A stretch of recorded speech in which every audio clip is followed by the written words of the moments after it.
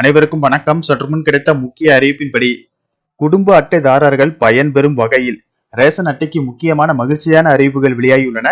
இதை பத்தி விரிவாக தெரிஞ்சுக்கணும்னா இந்த வீடியோவை கடைசி வரைக்கும் ஸ்கிப் பண்ணாம பாருங்க. வீடியோக்குள்ள போறதுக்கு முன்னாடி இந்த வீடியோக்கு ஒரு லைக் பட்டனை பிரஸ் பண்ணிக்கோங்க. இது வரைக்கும் இந்த சேனலை சப்ஸ்கிரைப் பண்ணாதவங்க சப்ஸ்கிரைப் பண்ணிக்கோங்க.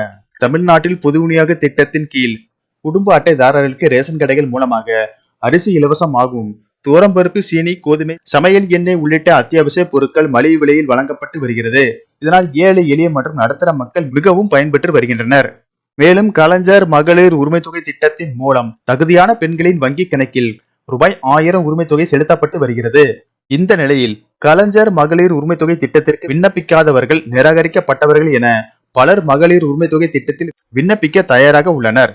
அது தொடர்பான அறிவிப்பை தமிழக அரசு வெளியிடாமல் இருந்த நிலையில் தேர்தல் நடத்தை விதிகள் அமலுக்கு வந்ததால் அறிவிப்பு வெளியாகவில்லை.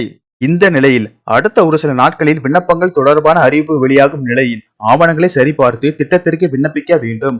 அதன் பின்னர் விண்ணப்பங்கள் சரிபார்க்கப்பட்டு திட்டத்தில் இணைக்கப்படுவார்கள். எனவே ஜூலை மாதம் மகளிர் உரிமை தொகைக்கான பணம் புதிதாக இணைய உள்ளவர்களுக்கும் வழங்கப்பட வாய்ப்பு உள்ளதாக கூறப்படுகிறது. அது மட்டுமல்லாமல் புதிய ரேஷன் அட்டைகளுக்கு விண்ணப்பித்தவர்களும் பல மாதங்களாக அட்டைகள் கிடைக்கப்பெறாமல் இருந்தனர்.